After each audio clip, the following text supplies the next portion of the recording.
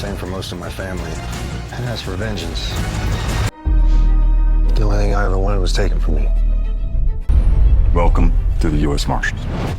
If you watched the final trailer for Marshals and felt something heavy sitting in your chest, you are not alone. Because this trailer is not just showing us action, explosions, and Casey riding into another dangerous mission. No. This trailer is quietly, slowly, and painfully telling us that the woman we spent years watching Casey love with everything he had is gone. Monica is gone. And the way this trailer is doing it is so subtle, so emotional, that most people completely missed it. But once you see it, once you understand what this trailer is actually telling us, you cannot unsee it. And trust me, by the end of this video, you are going to feel it too. So let's break down exactly what is happening in this final trailer, why it is so much sadder than most people realize, and what it means for Casey, for Tate, and for the entire Marshals series going forward. Let's start from the very beginning, because the final trailer for Marshals is doing something really clever. It is not coming out and directly telling you that Monica is dead. It is not showing you a funeral scene right away, or a character breaking down crying and saying her name. Instead, it is hiding the truth in small, quiet, heartbreaking details. From two violent gangs. 30 seconds. Spinning already, cowboy. And that is exactly what makes this trailer so emotionally devastating once you understand what you are actually looking at. The first thing that hit me was the bedroom scene. We see someone lying in Casey's bed, completely covered with a white sheet, and right next to the bed, there is a lot of medication. Now, at first glance, you might think this is just a random sick person, or maybe even Casey himself recovering from an injury. But when you look at this scene more carefully, something feels very wrong. The way the person is covered, the stillness of that body under the sheet, the amount of medication sitting there like it has been used for a very long time. This is not someone recovering from a small injury. This is someone who has been seriously, deeply ill for a long time. And when you combine this with everything else we know, it becomes very clear that this person is Monica. Then, right after that, we get another scene that completely broke me. We see Casey standing alone on a hill, standing in front of a grave. And Casey is not just standing there casually. He is standing there the way a person stands when they have lost something they can never get back. There is a weight to that scene that you can feel through the screen. And that grave, I believe with everything in me, belongs to Monica. Because think about it. Casey moved to East Camp at the end of Yellowstone with Monica and Tate. He was crying from happiness, genuinely happy for maybe the first time in years. So what could possibly pull him away from that peace? What loss could be so enormous that it would drag Casey back into a world of danger and violence? The answer is standing right there in front of that grave on that hill. And then comes the scene that really got to me. We see a woman at night, wrapped in a blanket, walking toward Casey. And she looks exactly like Monica. The hair, the body, the way she moves. But here is the thing, and this is the part that tells you everything. We never see her face. Not once. In the entire trailer, this woman who looks just like Monica never turns around, never looks at the camera, never lets us confirm who she is. And that is not an accident. That is a very deliberate, very calculated, creative choice. Because if this woman was actually Monica, if she was alive and well and part of this series, they would have shown her face. They would have given us that confirmation, but they did not. And that silence, that missing face, is louder than anything else in this trailer. Now here is what we know behind the scenes that makes all of this even more heartbreaking. Kelsey Asbill, the actress who played Monica for years in Yellowstone, is not part of the Marshals cast. She will not be appearing in the series in any real, meaningful way. What we are seeing in these trailer scenes with the Monica-like figure is reportedly her stunt double, brought in just to film these few brief, faceless moments. Think about what that means. They brought in a stunt double specifically to give us the illusion of Monica without ever showing her face, because the real Monica, the Monica we fell in love with, is already gone before this series even begins. And that is not just sad, that is genuinely heartbreaking, because it means that Monica's story, one of the most emotional storylines in all of Yellowstone, quietly ended off screen, away from the cameras, away from us. And all we get are these small, painful hints scattered through a 2-minute trailer. This is not the ending Monica deserved. And I think deep down, Casey knows that too. because that look on his face standing in front of that grave says everything. It says that this man who fought wolves and cartels and his own family, this man who survived things that would break most people, could not save the one person who mattered most to him. And now, he has to live with that, and so do we.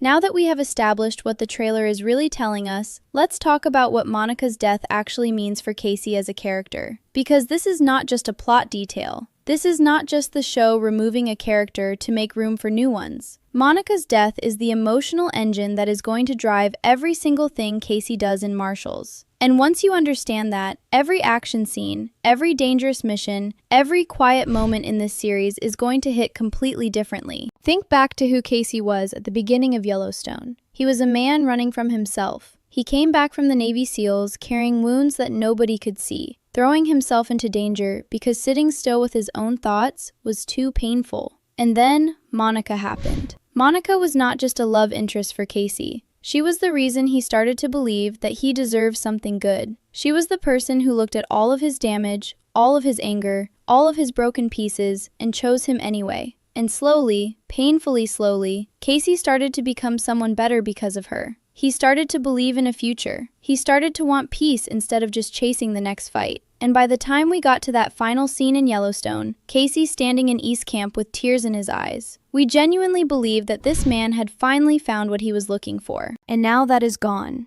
All of it. Everything Monica helped him build inside himself. Every wall she helped him tear down. Every quiet moment of peace she gave him. It is all buried in that grave on that hill. And here's what makes this so devastating for Casey specifically. He is not the kind of man who knows how to grieve quietly and move forward. Casey has never been that person. When Casey feels pain, he does not sit with it and process it. He runs toward danger. He hunts. He fights. He throws himself so completely into action that there is no room left in his body for the feeling that is trying to destroy him. And that is exactly what we are going to see in Marshals. Casey is not joining the U.S. Marshals because he suddenly found a new purpose, or because he wants to serve justice. Casey is joining the U.S. Marshals because it is the only way he knows how to survive losing Monica. And this is where Pete Calvin becomes so important to this story. Pete, played by Logan Marshall Green, is Casey's former SEAL team leader. And if you know anything about military brotherhood, you know that the bond between a soldier and his team leader is one of the deepest, most unbreakable connections a person can have. Pete is not just someone who knew Casey before Monica. Pete knew Casey when Casey was at his absolute rawest, most dangerous, most self-destructive. And Pete calling Casey back into action after Monica's death is not a coincidence. I think Pete knows exactly what Casey is going through. He knows that the only way to keep Casey from completely falling apart is to give him a mission, give him a target, give him something to hunt. Because a Casey with nothing to fight is a Casey who is going to destroy himself. But here's what I find really interesting about this dynamic. Because Pete is not just going to be Casey's boss or his mission partner. From everything we have seen in the trailer, Pete is going to be standing by Casey during his hardest moments. And that tells me that the action in Marshals is going to be layered in a way that most action shows never manage to pull off. Because between every shootout, every car chase, every dangerous criminal being hunted down, there is going to be this undercurrent of two broken men holding each other together.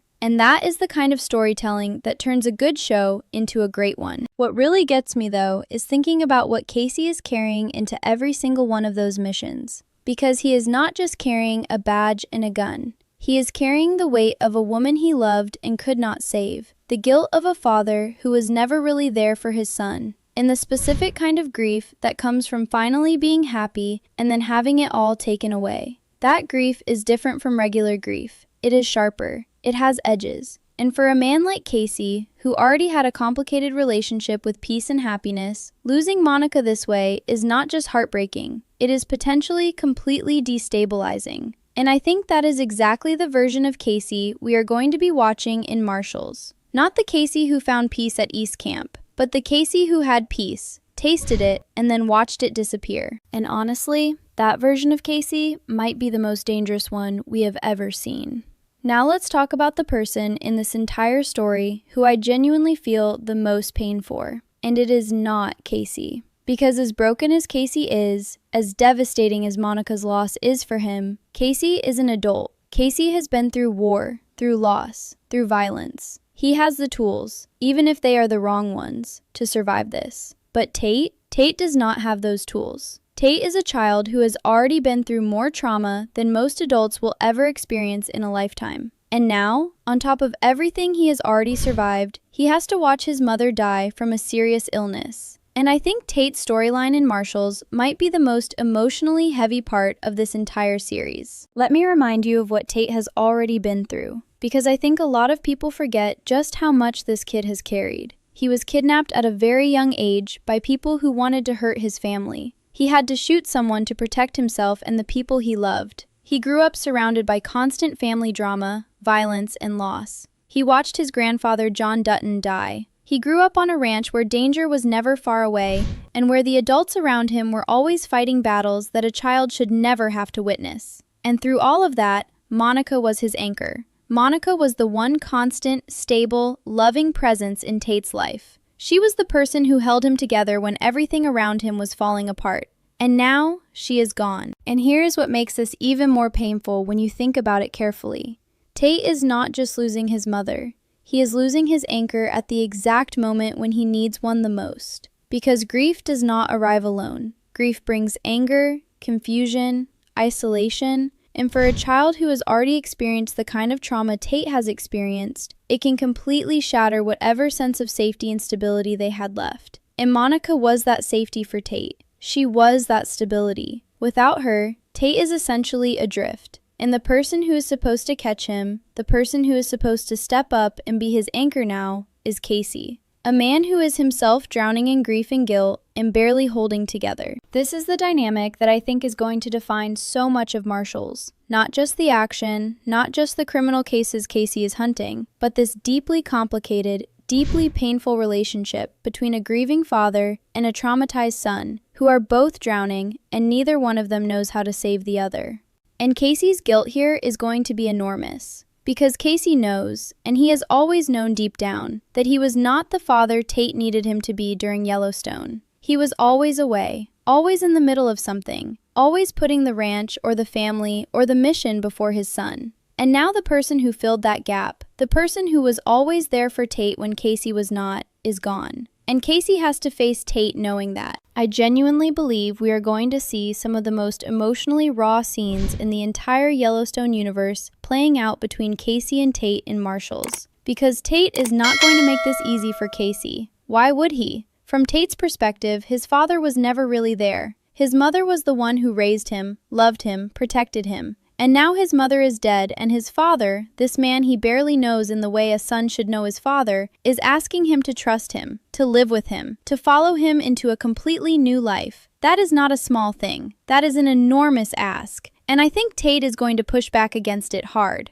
We might see Tate pulling away completely. We might see him running, disappearing, trying to find his own way through his grief in the same dangerous, impulsive way Casey always has. Because whether Tate realizes it or not, he is his father's son. And that means, when the pain gets too heavy, he is probably going to run towards something dangerous, rather than sitting still and feeling it. And watching Casey try to reach a son who is doing exactly what Casey himself has always done, running from pain instead of facing it, is going to be one of the most powerful mirrors this show could possibly hold up. Because Casey is not just trying to save Tate from grief. He is looking at Tate and seeing himself. And that realization, that moment when Casey understands that his son is becoming him, might be the thing that finally forces Casey to change in ways that Monica's love alone could never quite manage to achieve. And then there is a question of what happens if Casey cannot reach Tate at all. Because not every father and son story ends with a breakthrough and a hug.